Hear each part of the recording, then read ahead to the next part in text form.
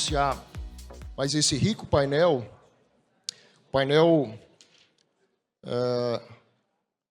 onde a gente vai falar aqui sobre sistemas inovadores para o programa FAR. Então, gostaria de chamar aqui ao palco nossos convidados, nosso amigo Daniel Siegelman. Ele é o diretor do Departamento de Planejamento e Política Nacional de Habitação do Ministério das Cidades. Obrigado, Daniel. Chamar aqui também nosso amigo Rodrigo Santos Costa, que é o gerente nacional da Caixa Econômica. Obrigado, Rodrigo. Meu amigo Antônio Gilberto Freitas Filho, ele é o diretor do Instituto de Tecnologias da Industrialização das Edificações, ITE. Obrigado pela presença. E o nosso amigo aqui, grande figura, Dionísio Clavdianos, nosso professor, vice-presidente da CEBIC, presidente da comissão da Comate, a Comissão de Materiais e Tecnologias. Feliz aqui hoje, pessoal, não só por estar aqui no palco aqui com essas grandes autoridades e conhecedores aqui desse tema, um tema tão rico, mas também por ver aqui essa plateia repleta de amigos e conhecedores aqui do tema, né? E o nosso objetivo, na realidade, é sempre estar evoluindo nesse assunto, né? Um assunto que leva para o aumento de produtividade no setor da construção, através da industrialização, através de sistemas inovadores. E esse programa, né, do Fundo de Arrendamento Residencial, que é o voltado para aquele público mais necessitado, tem uma característica mais especial ainda, justamente por conta disso, porque você vincular qualidade, vincular possibilidade de velocidade de obra, que são possíveis justamente através dos sistemas inovadores, a esse tipo de construção, a esse público, realmente nos dá ainda mais motivação. Então, sem mais delongas, já passando aqui, convido a todos já para sentar, por favor, e já gostaria de passar aqui a palavra para o Daniel, que representa, digamos, a política pública, né? Quem elabora essa parte toda de política pública, e vamos ouvi-lo aqui. O Daniel é uma pessoa, um amigo do setor, é muito comprometido e engajado, então temos certeza, e agradeço já de pronto aqui, justamente por essa abertura, né, que tem dado, por esse comprometimento aí com o resultado disso aí tudo. Então, Daniel, mais uma vez, obrigado. A palavra é sua. Tá bem. Obrigado, Cláudio. Obrigado pela apresentação, pelo convite. Cumprimento aí meus colegas de mesa. Alguém me chuta, não sei bem o tempo que eu tenho. Quando chegar no fim, quando estiver perto do fim, vocês me avisam que eu corro um pouco mais. Eu queria começar falando, dando os parabéns para todo mundo que está aqui, não só pela disponibilidade do tempo, mas pelo resultado que a gente teve no ano passado. 2024 foi o ano da habitação, foi o ano da construção civil, foi o ano da habitação, foi o ano da habitação social, né? A gente conseguiu números muito expressivos, né? O elo que todo mundo tinha um pouco mais de dúvida na questão do financiamento do SBPE teve um resultado muito bom, a despeito da questão da caderneta de poupança, dos saques líquidos. Minha Casa Minha Vida, com o FGTS, teve um recorde. A gente chegou a 605, 606 mil unidades habitacionais, foi um melhor desempenho da história. O OGU, no qual o FAR está inserido, a gente contratou quase 200 mil unidades habitacionais no ano passado, e a gente tem vários outros indicadores que mostram que a gente teve um ano espetacular. Isso não foi por acaso, foi pelo esforço coletivo de todo mundo que é envolvido com a habitação, com a construção civil e com a política pública, como o Cláudio falou, né? Em 2023, o governo do presidente Lula, ele resgatou Minha Casa Minha Vida, né? A gente teve no FGTS um conjunto de mudanças de regras para baixar a taxa de juros, aumentar prazos, focalizar os descontos, que permitiu chegar a esse recorde. No caso do OGU, a gente recebeu o projeto de lei com menos 70 milhões para o Minha Casa, 70 milhões, Minha Casa Minha Vida Todos, a gente está levando mais de 10 bilhões por ano, então a gente tem um conjunto de condições para fazer ainda mais do que a gente fez em 2024, com sustentabilidade, com responsabilidade, tanto no FGTS quanto no Orçamento Geral da União.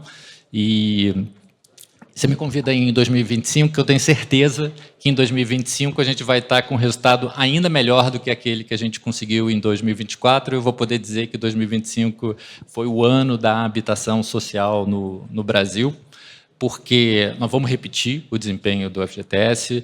O SBPE, com todos os desafios, também vai financiar bastante a pessoa física.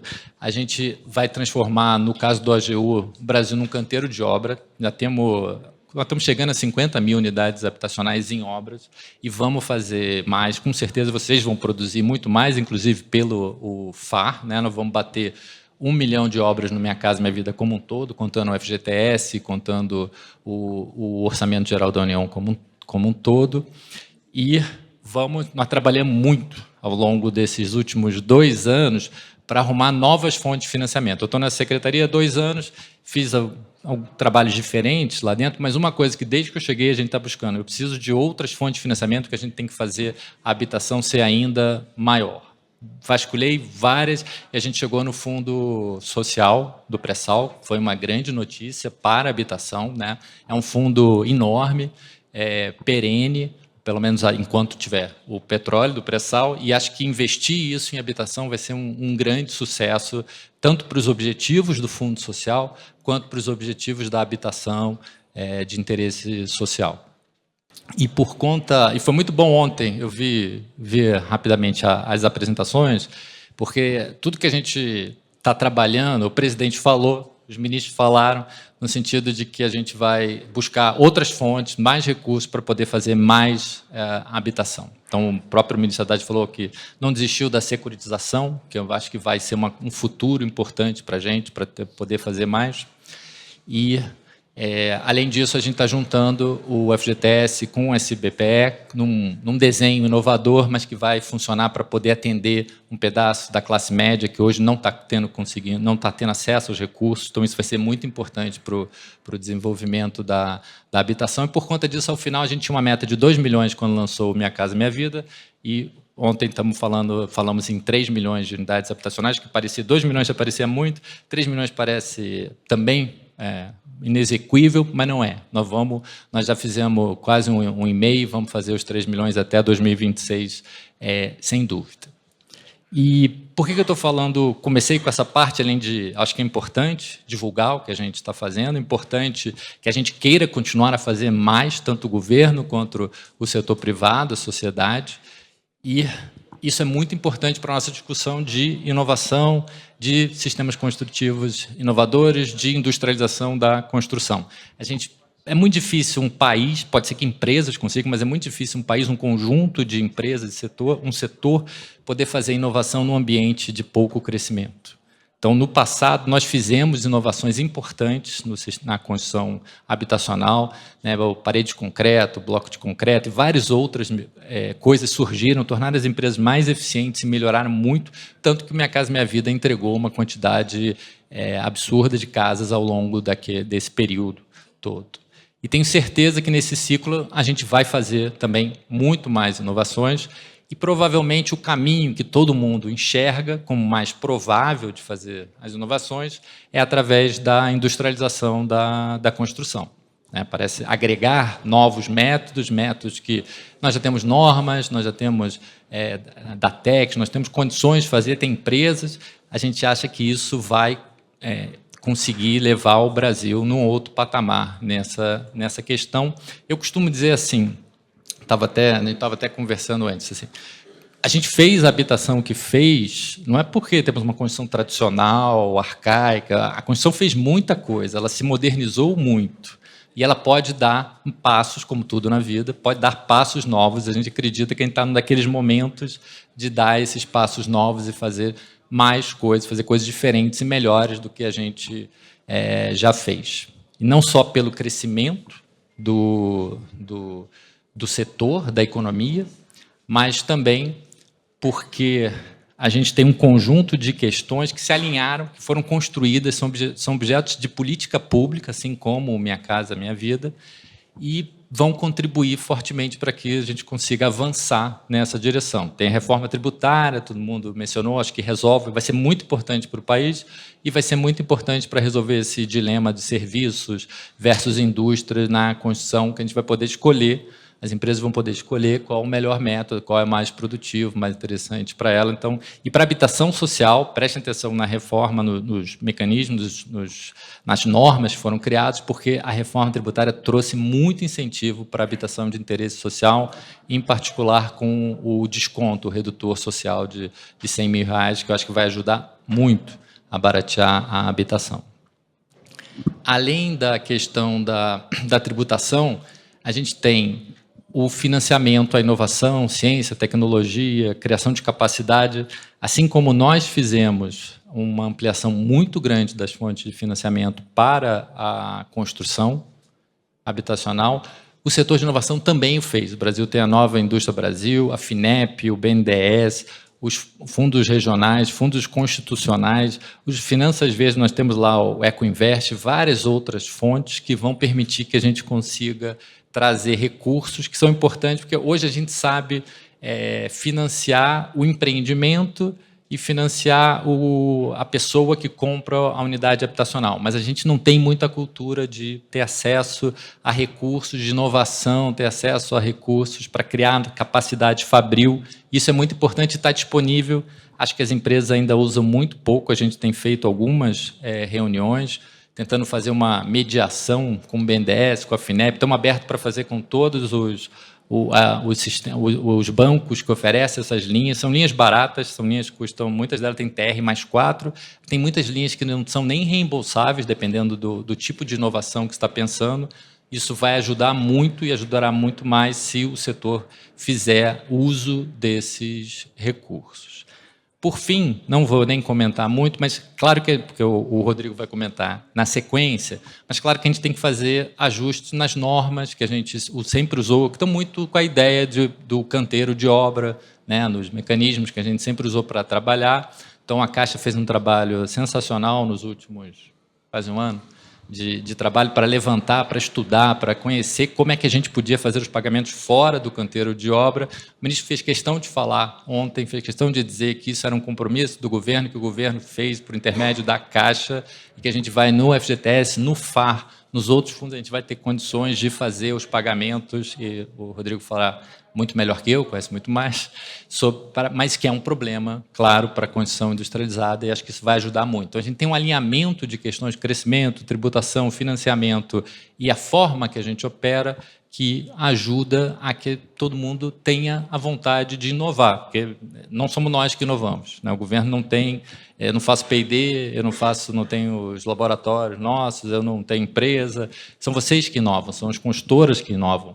Tem um ecossistema de consultoras, de institutos de pesquisa que a gente tem que botar para funcionar, para permitir que dê conta do desafio. O presidente foi muito enfático, né, que a gente precisa equacionar o déficit habitacional. Nós temos um déficit grande, quantitativo. Se eu não me falei a memória, 6,2 milhões, o presidente falou 7 milhões, mas a gente tem um déficit grande qualitativo também. E parte disso vai ter que ser equacionado com construção. E a gente vai precisar da industrialização do setor, aumentar a sua capacidade para que a gente possa dar conta desse problema social, que, ao mesmo tempo, é uma oportunidade enorme de desenvolvimento do país, de crescimento, de distribuição de renda e de riqueza. Quando a gente faz casa, na verdade, a maioria das pessoas no mundo tem riqueza sob a forma de um imóvel. Então, a gente conseguir dar casa para a sociedade, quer seja com um FAR, que basicamente doa a casa, quer seja com financiamento em condições adequadas, a gente está dando riqueza para o povo brasileiro. Então, e para fazer isso, a gente vai precisar desse processo de modernização do setor da construção. Vou falar rapidamente do PBQ-PH, porque eu acho que ele é importante para quem quer inovar. Eu acho que ele é muito conhecido, já está há muito tempo, ele é um pilar do Minha Casa Minha Vida, talvez menos conhecido por grande público, mas certamente conhecido por vocês.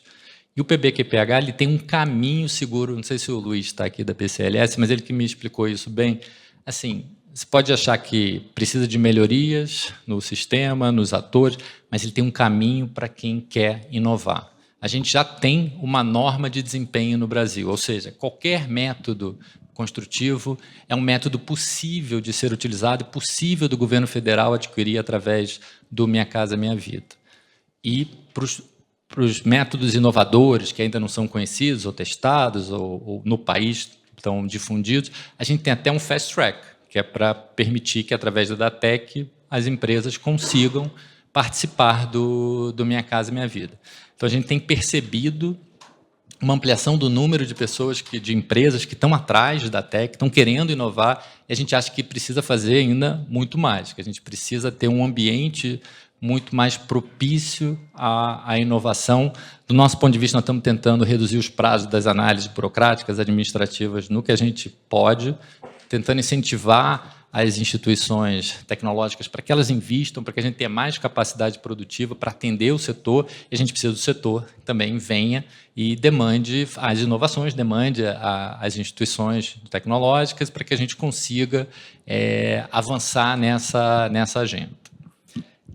Então, fica aqui um pouco esse recado que eu acho que é muito importante de valorizar e usar o setor, usar o ADATEC, porque isso, assim, inovar, eu ouço às vezes, inovar é caro, etc. A gente acho que tem que trabalhar para ser menos caro, mas não inovar é muito mais caro para a gente. Então, a gente precisa encontrar as empresas individuais, o sistema, coletivamente, formas da gente inovar mais.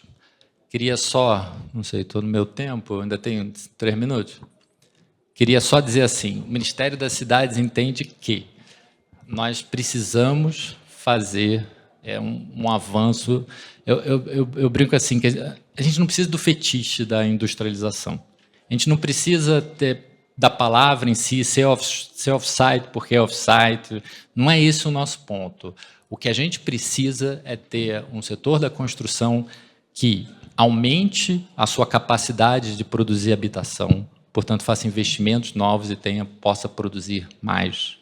A gente precisa de um sistema produtivo que faça habitação mais rápido, né? A gente já tem capacidade, a gente já faz isso no mundo comercial, vários países fazem isso lá fora. Se a gente cortar a metade o tempo de fazer as coisas, a gente vai dobrar a nossa capacidade produtiva.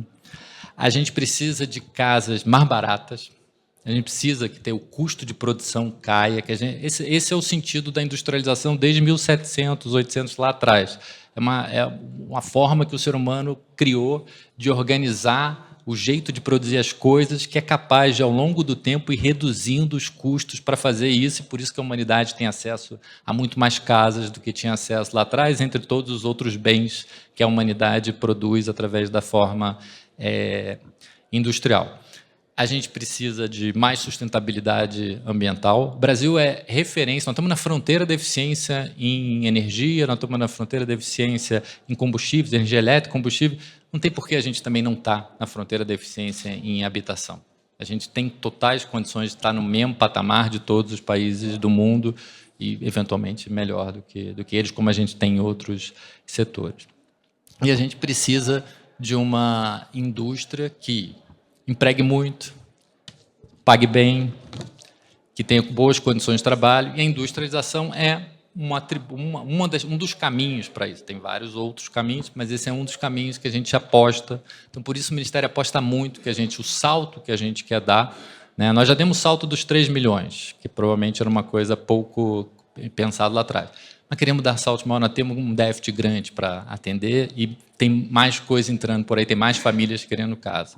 E conte com a gente, então, para que nesse processo nós estamos abertos. O ministro entusiasta do tema da industrialização, encomendou que a gente fizesse, que a gente fosse atrás e ouvisse o setor e procurasse fazer os ajustes de normas, fazer as políticas públicas necessárias para que a gente pudesse estimular a indústria da construção a estar no novo patamar, no futuro, para que ela possa continuar cumprindo seu papel social. É isso? Tá bom. Tá bom. Agradeço a oportunidade. Obrigado. Ô, Cláudio, eu peço desculpa, eu não estou cumprindo bem meu painel de mediador. Eu fiquei meio encantado com o discurso do Daniel, e aí que eu falei, sou eu que cuido disso aí, mano. Ele levou um pouco, viu, Rodrigo? Vamos ver o que nós três fazemos aí, mas foi uma discussão muito boa, eu acho que o Rodrigo deu uma passada. Eu achei que ele não ia falar do PPQBH, e no finalzinho ele falou, e muito bom que ele tenha falado do PPQBH, porque, na minha opinião, também não tem Minha Casa Minha Vida de qualidade sem PBQPH. Tá, Rodrigo, fica à vontade, meu irmão. Passa o seu recado aí também. Beleza. Obrigado, viu, Daniel? Muito bom. Como é que vai ser? Vai ter a apresentação? Vai projetar? Pessoal, tem o passadorzinho aí? Tem pro Rodrigo aqui? Ou então... Mas se o pessoal for passando, não tem problema, não. Então tá bom. São poucas telas. Tá bom. Na verdade, é só para dar um guia aqui. Primeiro, pessoal, boa tarde. Eu queria agradecer a oportunidade, Clauzinho, e em nome da Caixa, de estar aqui discutindo um tema tão relevante, né, para o processo, aí, para o setor da construção civil no país. E queria iniciar falando do quanto a Caixa é entusiasta desse movimento, né, da inovação na construção, da industrialização da construção, da gente avançar sabendo que aquilo que nos trouxe até aqui não é o que vai nos levar para o futuro, em termos de avançar com a moradia da habitação popular no Brasil, principalmente. E a gente sabe que perpassa por avançar com essa questão da tecnologia, da inovação na construção, para que a gente consiga o que o país precisa, que é construir moradia para a população. E aí a gente vai falar um pouco sobre a percepção da Caixa enquanto agente financeiro dentro desse tema, né, para levantar aqui as discussões sobre esse aspecto. A gente vai ouvir diversos atores do setor, e a Caixa, como agente financeiro, traz um pouco desse olhar na medida que ela interage com diversos atores do processo, né? Vamos lá. Então, aqui, o cenário, né? Qual é o cenário que a Caixa enxerga dentro desse contexto, né? É uma predominância de sistemas construtivos convencionais, então, majoritariamente, se utiliza sistemas construtivos convencionais para construir habitação no país, e é dentro desse contexto que a gente entende que precisa avançar. A gente precisa ter uma quantidade maior de habitação sendo construída, principalmente onde a gente precisa de escala, onde a gente precisa de velocidade, com sistemas inovadores, né, que tragam aspectos em termos de velocidade, em termos de redução de custo, né, que a gente precisa. Características artesanais, via de regra, os sistemas construtivos utilizados, variações muito grandes de qualidade, então, o mesmo sistema que é utilizado, você vê variações de qualidade muito grandes em função de quem constrói, né, da mão de obra que é empregada em determinado empreendimento, né? Prazos de entrega, via de regra, longo, então, aí é um dos aspectos onde a gente precisa acelerar a entrega desses empreendimentos. O que é tradicionalmente utilizado traz essa questão dos prazos mais longos. Existem melhorias incrementais, porém ainda restrita a partes de sistemas, né, como a gente fala. A gente estava conversando agora no almoço, né? Muitas vezes iniciativas particulares de sistemas inovadores pontuais ali, onde alguém é o detentor daquela tecnologia, seja através do DATEC, onde a gente possa incrementar, trazer inovações, mas de forma muito pontual ainda, né? Quando se fala das construções tradicionais, a gente fala muito em desperdício de materiais, você tem uma questão de geração de resíduo, uma questão até focada na sustentabilidade, que a gente precisa avançar também. A gente tem a questão da escassez crescente de mão de obra. Esse talvez seja um dos principais impulsionadores desse movimento de trazer tecnologia, trazer inovação para a construção civil. A gente é um fato, não tem como fugir disso, de uma escassez crescente da mão de obra tradicional, né? Fora essas questões dos aspectos ESG pontuais, que a gente precisa avançar com tecnologia, com inovação, para poder atender esses aspectos, né? E aí os desafios, né, que se colocam quando a gente fala em implementar, né? Primeiro, mudança de estratégia das empresas é algo que precisa acontecer, as empresas precisam estar conscientes, precisam estar engajadas, assim como a Caixa hoje entende como algo fundamental, né, e a Caixa é incentivadora, hoje é entusiasta desse movimento. É preciso que haja uma mudança de estratégia das empresas, como negócio da empresa, a utilização desses sistemas inovadores. É preciso fazer um trabalho de mitigar a resistência cultural, então a gente ouve muito falar, né? Então, e a própria Caixa mesmo, dentro do papel dela, o Ministério, preocupações com como a população, principalmente de baixa renda, vai lidar com sistemas inovadores diferentes daquilo que usualmente é utilizado quando você tem uma construção construída com outro método.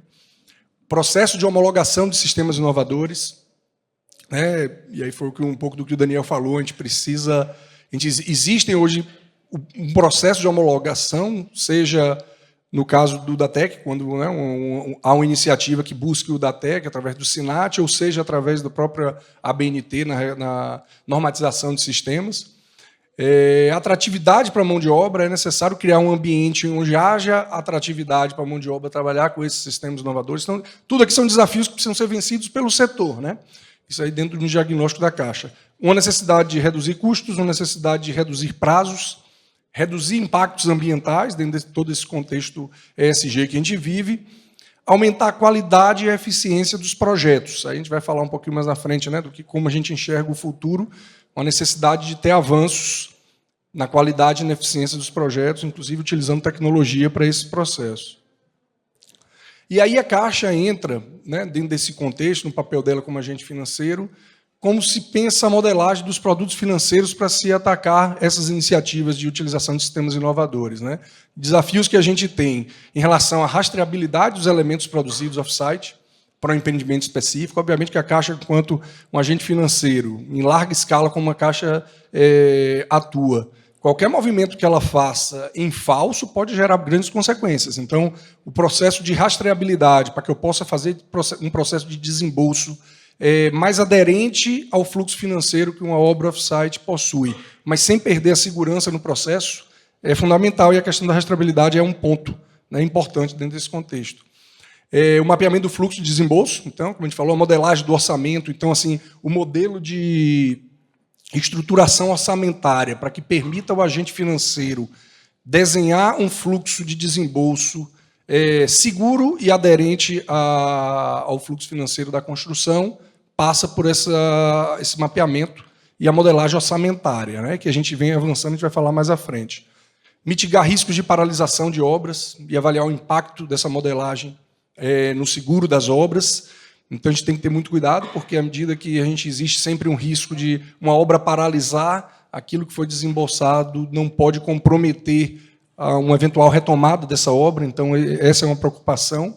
E também a transparência e comunicação clara para o cliente final, né? Independente aqui, a gente está falando, o painel tem um foco no FAR, né? Mas a gente termina abordando aqui o tema de forma mais ampla, porque a gente sabe que é um movimento que, como a gente estava conversando, né, Cláudio, de repente o FAR é uma porta de entrada ali, mas é algo que precisa acontecer dentro de todo o contexto, seja em operações de subsidiados como o FAR, sejam em operações de mercado, crédito imobiliário.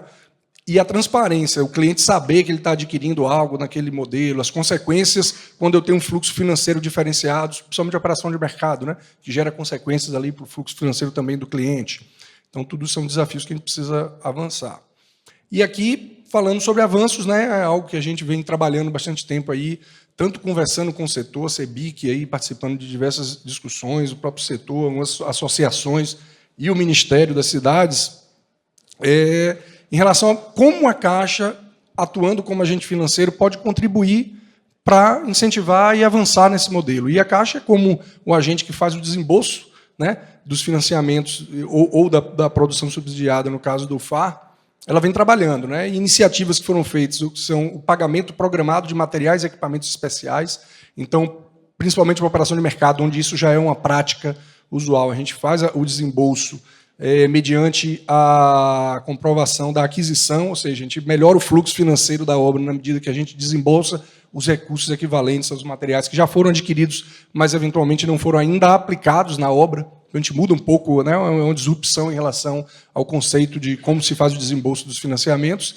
E o que a gente está em construção, que o Daniel estava colocando aqui, a gente está já nos finalmente, né, já com o ok do Ministério, para que a gente possa avançar e botar em operação, que é uma mudança do fluxo do desembolso para empreendimentos do FAR em construções off-sites, na mesma lógica, né, da gente mudar a lógica de que a gente não desembolsa apenas o recurso quando a obra está executada no canteiro de obras, mas sim dentro de um contexto de fazer o desembolso à medida que o investimento já foi feito, mesmo que em fábrica. Então, a gente já construiu, né, um fluxo de desembolso diferenciado.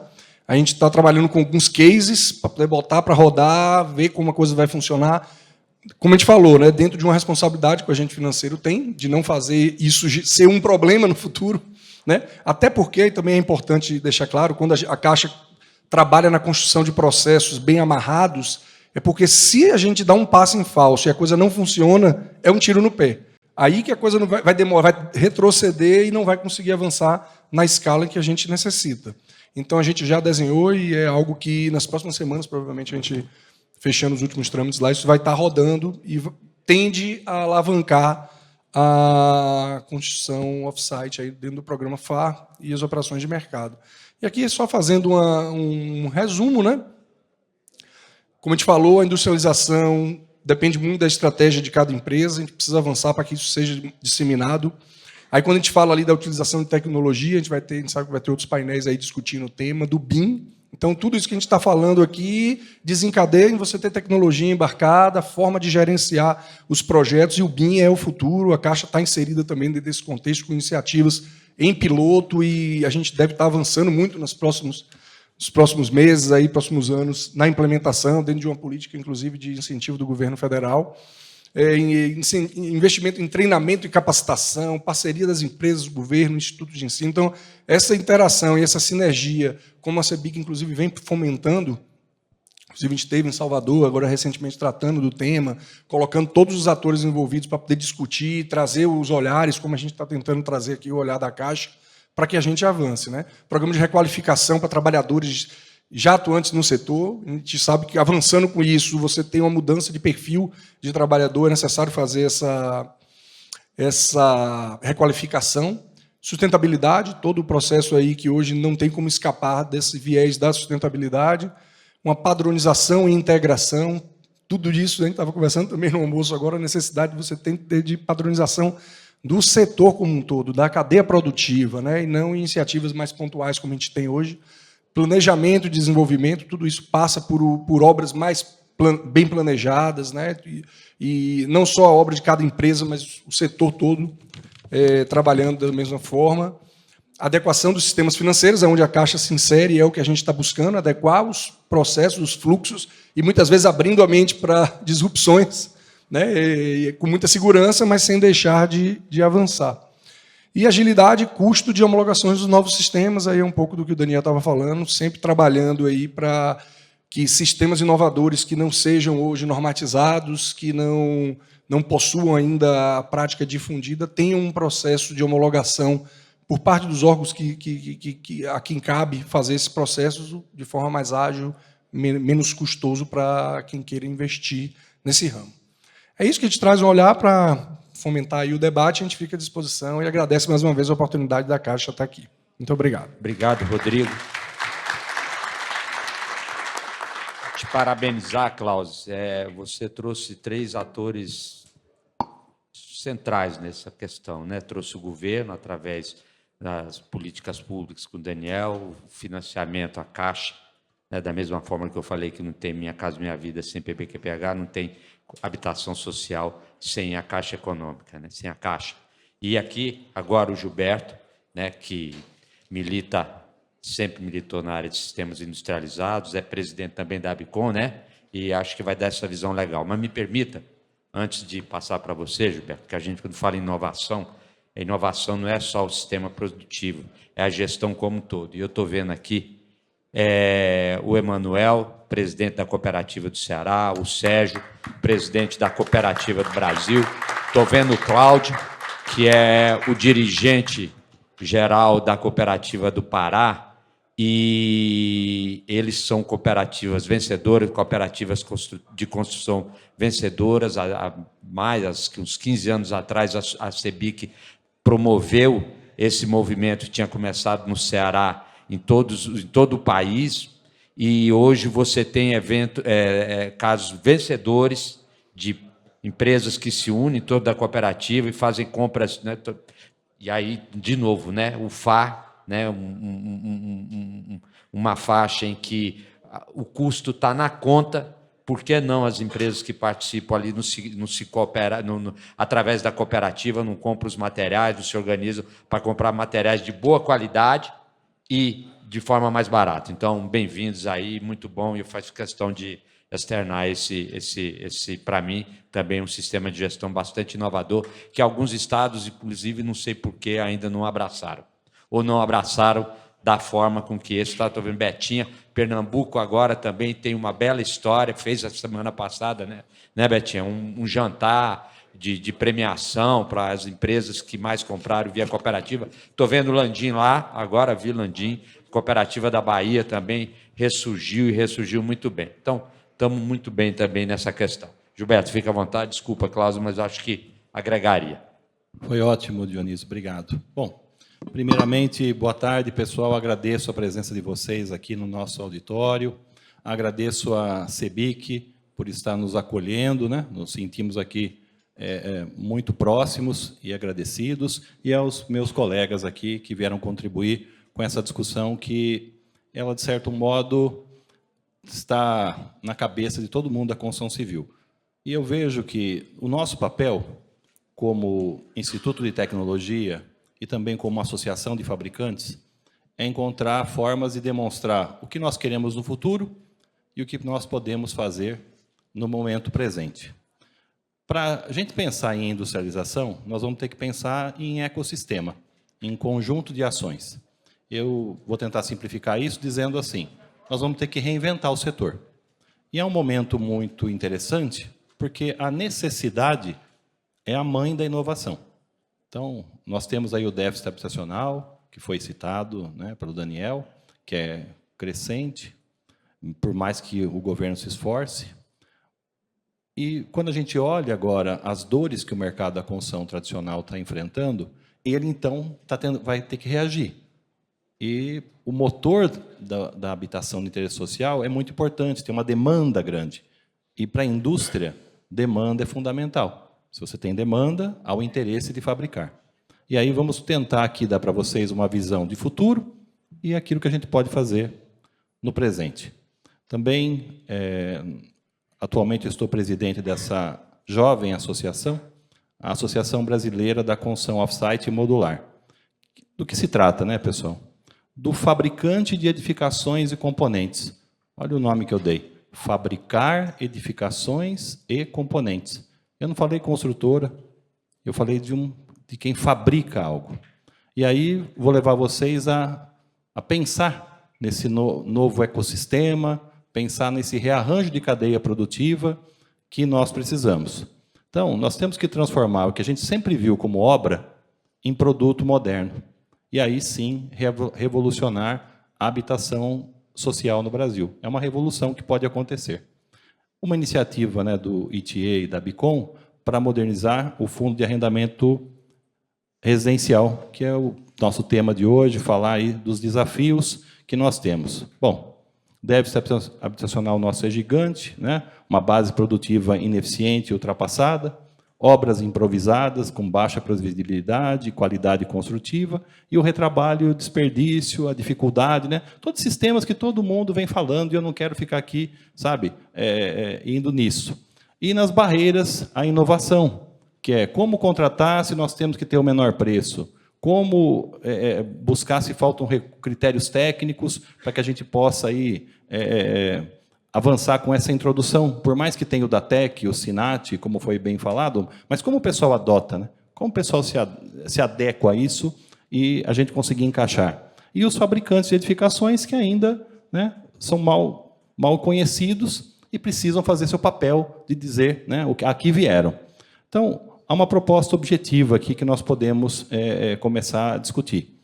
O credenciamento técnico por desempenho, então, entender como bem disse aí o Daniel, né? O que é mais interessante para o povo, o que vai ser mais barato, o que vai ser mais rápido de montar, o que vai resolver. A contratação integrada, agora nós temos aí outras maneiras, inclusive pela nova lei de licitações. Acho que o setor público também, enquanto contratante de creche, escola, posto de saúde, pode ser um grande agente nisso, para incentivar o setor com capilaridade. E entender que nós temos que fazer protótipos habitacionais com esse acompanhamento para validar e ter certeza que a sociedade está sendo bem atendida, e uma capacitação técnica para os agentes públicos e plataformas digitais para conectar a cadeia produtiva. Bom, nós temos que alcançar aí uma redução de prazo, que é o que a construção industrializada permite, de 50%, tirar aí aqueles 10% de desperdício de material que a gente tem pelos processos artesanais, de mão de obra, e converter isso em redução de custo, e aumentar 1/3 aí pelo menos da qualidade do que se entrega, uma vez que você encontra padronização. Acho que são metas próximas. Então, agora vamos para uma questão de exemplo. Eu disse para vocês que ia falar de exemplo. Há uma cadeia produtiva que é integrada à construção civil, que começou a fazer essa mudança há 30 anos atrás. É a movelaria. Quando se fala de construção industrializada, se gosta muito de falar da indústria automobilística. Só que a indústria automobilística está com a produção por minuto. A construção industrializada, com muito esforço, vai chegar na produção por semana. Quantos minutos cabe dentro de uma semana? Então, nós estamos muito longe da produtividade, do arranjo da cadeia produtiva das montadoras. Então, vamos trazer algo mais prático. Há 30 anos atrás, se você fosse numa marcenaria, eu que já estou há mais de 30 anos na construção civil, o que você ia encontrar? O dono, lá, com lápis carpinteiro na orelha, a patroa tirando pedido num caderno espiral com a caneta Bic, e um monte de serragem voando, né, para dentro da marcenaria, aquela serragem voando para todo lado, lustrador de imóveis, gente trabalhando com formão, gente trabalhando lá no apartamento, lá na casa, fazendo tarefa. A indústria moveleira percebeu que ele ia precisar se reinventar. A mão de obra estava envelhecendo, não tinha, né, e a madeira de lei estava ficando muito cara.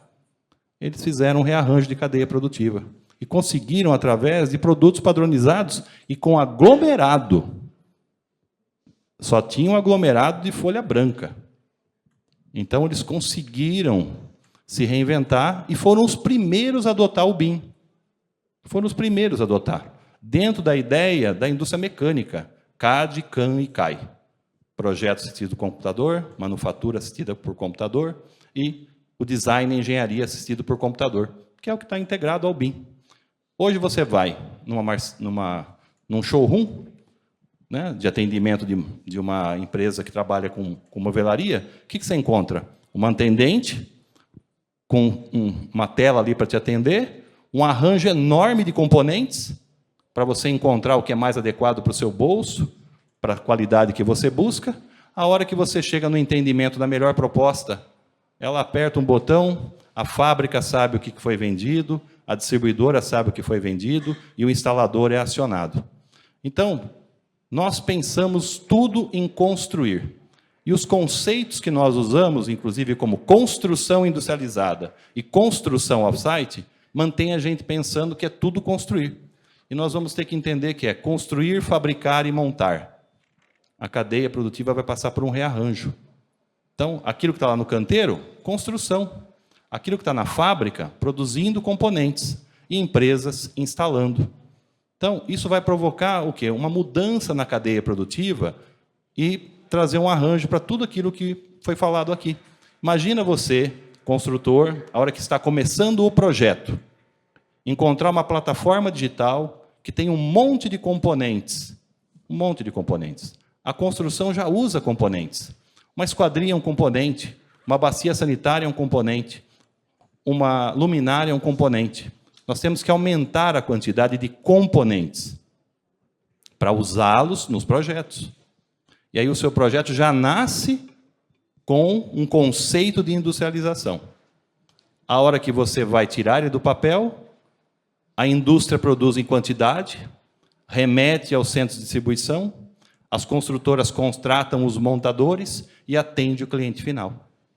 É uma adaptação àquilo que a indústria moveleira já ensinou a gente a fazer e faz.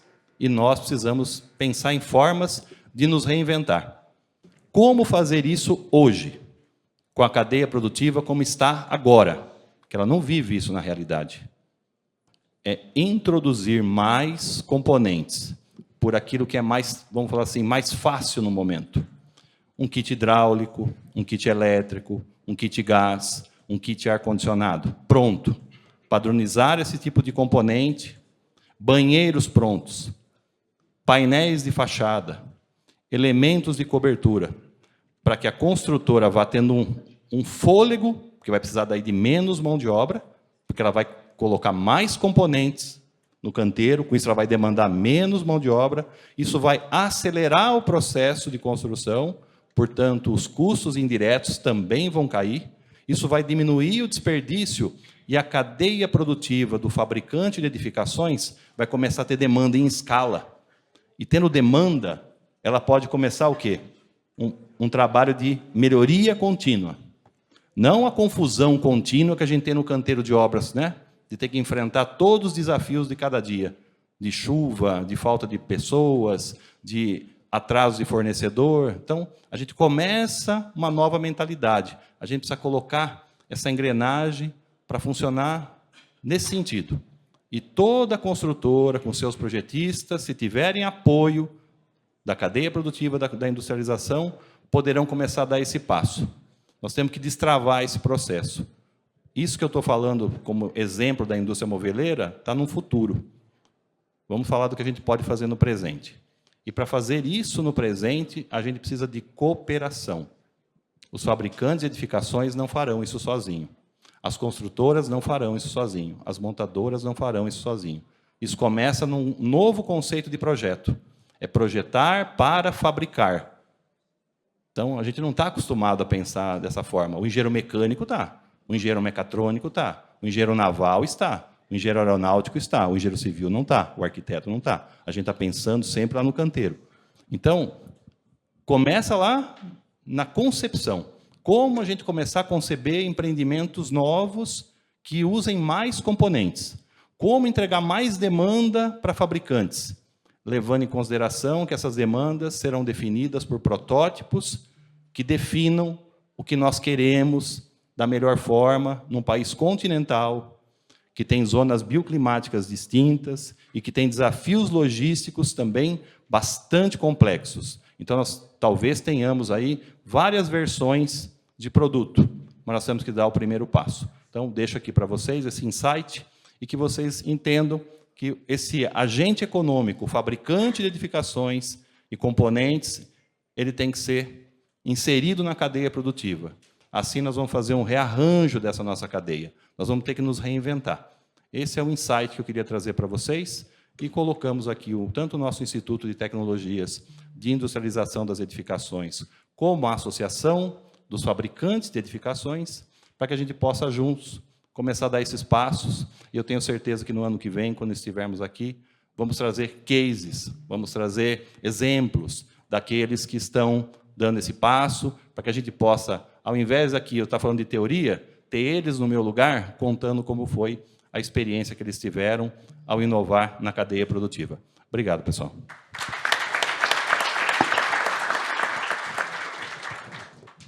Obrigado, Gilberto.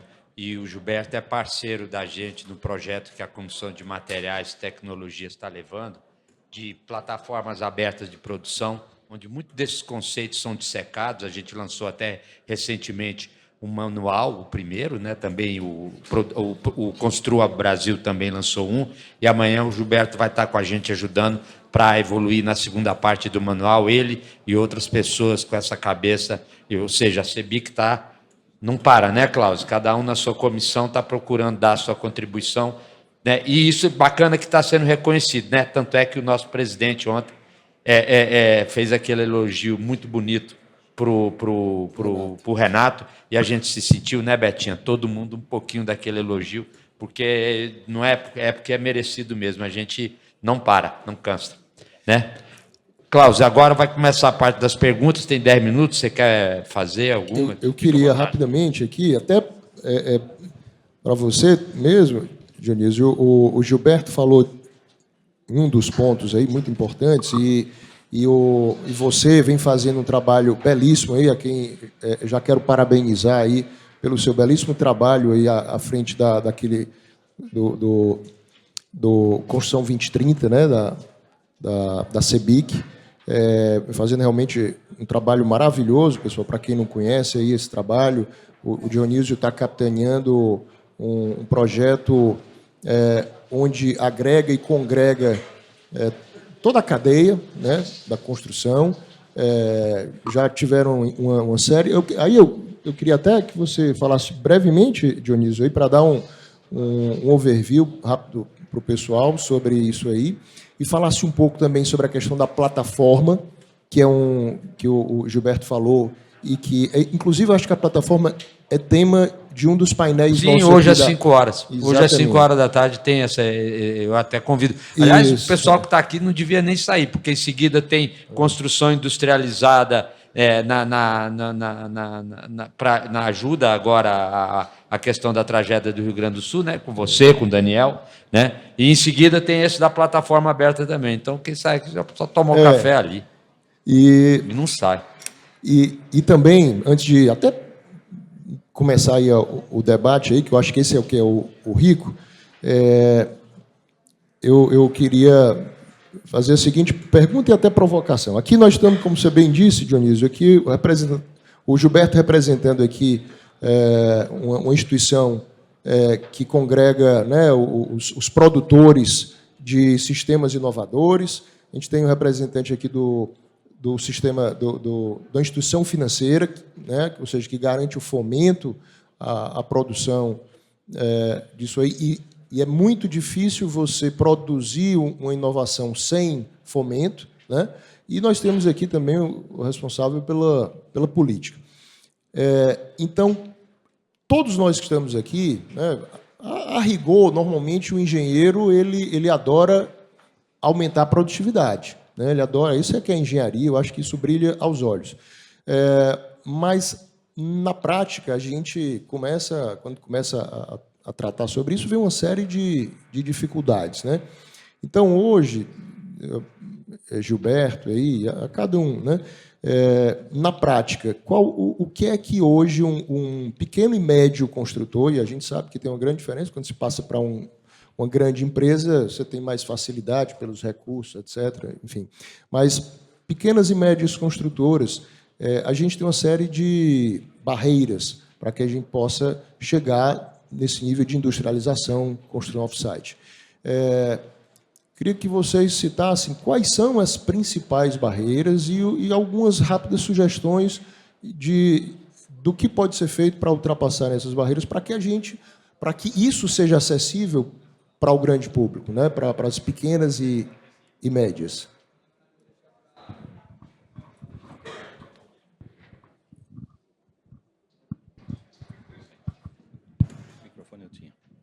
Bom, é um ótimo tema. Você está dizendo sobre produtividade, e a produtividade ela não é um problema só da construção civil.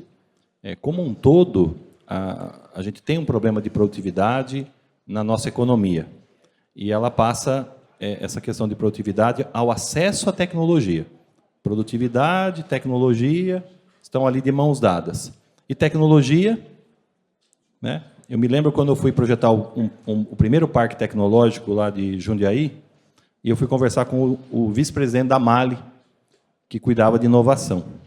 E aí ele me disse, olha, seu desafio vai ser grande, porque quando você vai falar de tecnologia, se você não tiver nada para oferecer, só vão dizer muito obrigado, toma o meu cartão, a gente vai se falando. Porque tecnologia é pôr dinheiro na mesa. Exemplo, quando a gente fala, por exemplo, de BIM. Para a gente ter BIM, não é ser usuário de BIM, é investir na tecnologia do BIM. Ter uma estratégia de BIM é colocar dinheiro à mesa com quem está desenvolvendo software, com quem está desenvolvendo plataforma, então requer recurso. E quando a gente olha para as construtoras, vamos pensar no modelo de negócio. O modelo de negócio de uma construtora é focado no projeto, é focado no empreendimento. O que não couber na EAP, o que não couber no descritivo da obra, não tem investimento. Você tem lá o escopo do que vai ser investido naquele empreendimento e a margem esperada, o VGV que se espera. Agora, quando a gente pensa em inovação, normalmente você faz o investimento pensando em retorno de longo prazo. Então você tem a construtora e a empreiteira trabalhando no curto prazo, e a inovação requer retorno de longo prazo. Por isso que eu disse da importância dos fabricantes de edificações. A indústria, ela tem que estar permanentemente investindo, e o retorno não virá numa obra. O retorno virá ao longo de anos de ficar fornecendo componentes. Então, para que a gente possa ajudar os pequenos e os médios construtores, nós temos que colocar a indústria para fazer um investimento pesado, com apoio da ciência e tecnologia e dos órgãos de fomento, para que ela, sim, possa aportar recurso, possa colocar dinheiro ali nas fábricas, elas vão escalar a produção, e aí a produtividade vai refletir lá no canteiro de obras. Porque daí ele vai ter um componente que rapidamente ele instala, que vai exigir menos tempo, menos trabalho, vai ser mais prático. E as dificuldades que esse componente oferecer no canteiro vão ser reportadas para a fábrica. E ela vai colocar o design para tentar encontrar a forma melhor de produzir, a forma melhor de entregar. E aí a gente entra na melhoria contínua. É assim que eu vejo. Quer falar? Eu não sou engenheiro, vou dar uma resposta de economista, então, porque essa parte eu não tenho condições de dar, não. Mas, assim, como economista, eu diria assim, nós precisamos de um mercado que cresce, que foi um pouco que eu tentei falar na fala inicial, porque aí o mercado que cresce com uma certa previsibilidade, com uma certa constância, ajuda os agentes econômicos a tomarem decisões de longo prazo, entre as quais o investimento, entre as quais a fazer mudanças de métodos, sistemas, etc. A gente precisa de escala, né? E aí você perguntou assim, e os pequenos? Como é que faz? Nós temos um setor que tem nacional, escala nacional. Acho que uma das riquezas da Constituição Civil brasileira é que a gente tem empresas enormes, poucos países no mundo têm, talvez os chineses só, mas poucos países no mundo têm o tamanho da escala de algumas das nossas empresas, que têm uma atuação quase nacional. Nós temos empresas regionais e temos empresas locais, quase municipais. Isso é uma riqueza do Brasil, por isso o nosso programa chega... Essa é uma das razões pelo qual Minha Casa Minha Vida chega no Brasil todo, quase todo. E, então, pensando no pequeno, eu não sei como fazer, não sei outra, mas você tem alguns exemplos na economia de que os setores se organizaram ou com integradoras. A agricultura faz muito isso. Ela tem um setor lá do que organiza algum elo da cadeia, algum eixo da cadeia, que eu acho que é mais ou menos o que você falou de outro jeito, talvez. Que aí você consegue plugar empresas de porte menor e essas empresas são extremamente produtivas, etc. Elas usufruem desse processo e fazem parte do ecossistema de inovação, porque muita coisa o grande não vai conseguir fazer e o cara que está na ponta, mais perto, ele vai conseguir fazer, ele vai conseguir explorar mais. Então, aqui, eu acho que nós temos um desafio como setor de construção, e eu como Ministério da Cidade, responsável pela política de habitação, de ver como é que a gente consegue fazer um movimento que vai abrir espaço para as empresas, cada um adotar as suas estratégias, cada um vai decidir como inovar, do tipo de que quer fazer, etc., mas fazer algo coletivo, né? Algo que permita o engajamento de um conjunto grande de atores que tem hoje um jeito de fazer as coisas e que uma parte pode querer fazer de um jeito diferente. A gente precisa pensar em como que eles se engajam nisso e podem contribuir, né? Isso aqui é um pouco o sistema, o ecossistema, etc. Então, a resposta de... No chão de fábrica tenho ido, na minha carreira aprendi agora, no chão de fábrica tenho ido, mas eu diria que para uma visão mais, vamos dizer, econômica do processo, acho que a gente tem que procurar encontrar esses caminhos e cabe, com certeza, a política pública, tem um pedaço que cabe às empresas, mas cabe à política pública pensar nisso, como é que a gente consegue ir trilhando esses caminhos.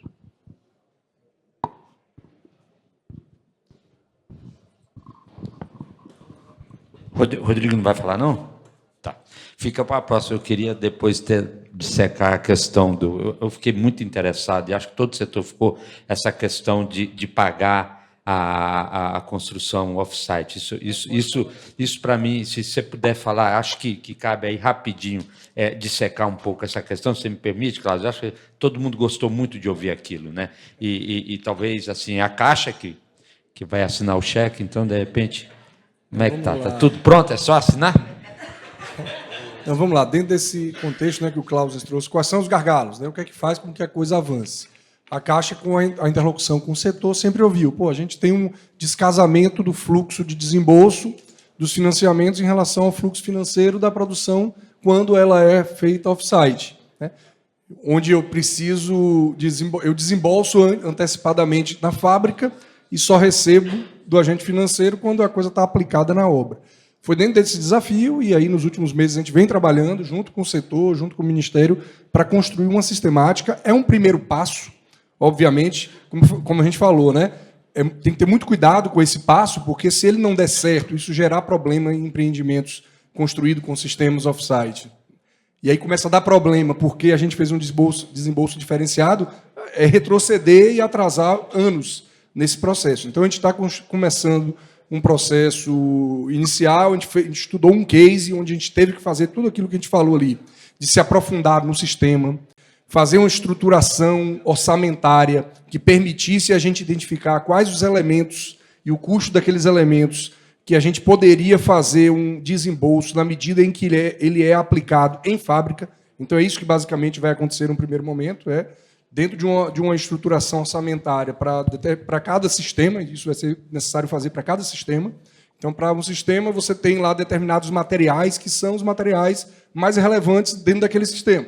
Seja um steel frame, seja um wood frame. O wood frame é o case que a gente trabalhou, então a madeira e as placas, né, que você tem ali, que representam em torno aí entre 10% e 13%, se não me engano, do custo da obra, em que a gente vai poder desembolsar esse recurso na medida em que ele é aplicado em fábrica, e não necessariamente esperar que ele seja aplicado no canteiro. Então, isso é que vai ser implementado, como a gente falou, né, a princípio, dentro desse contexto, materiais bem específicos, que giram em torno disso, entre 10% e 13% do recurso da obra, e vamos acompanhar o desempenho disso. E à medida que a gente for avançando e a coisa for dando certo, se confirmar as expectativas que nós tivemos, a gente vai avançar com outros sistemas, e aí o céu é o limite, na medida em que a gente vai construindo uma sistemática amarrada, segura, e que atenda, que vá ao encontro da expectativa de quem está construindo com esses sistemas. Beleza? Legal. Você vai encerrar? Só o Gilberto quer fazer um convite, aí você encerra aí. De minha parte, muito obrigado por estar aqui, te ajudar nesse painel, no seu painel do Zé Maria, 2 pessoas que eu gosto de graça. Tá? Obrigado mesmo, Cláudio. Bom, obrigado aí por mais um minuto.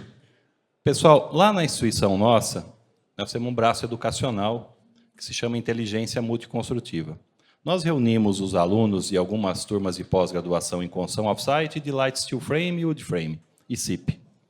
E propusemos para eles um desafio chamado Minha Casa, Minha Vida Industrializada. Até cheguei a comentar com o Daniel que nós estamos debruçados nisso. Quando eu fico falando de componente, nós estamos acostumados a pensar em materiais, não em componente. Então, em breve, nós vamos estar com esse projeto todo em BIM.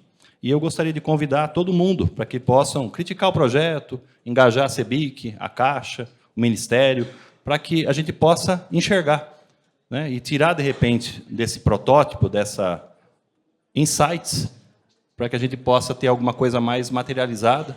Em breve nós vamos fabricar esse protótipo e, quem sabe, a gente possa trazer os resultados ano que vem. Ok? Obrigado, pessoal.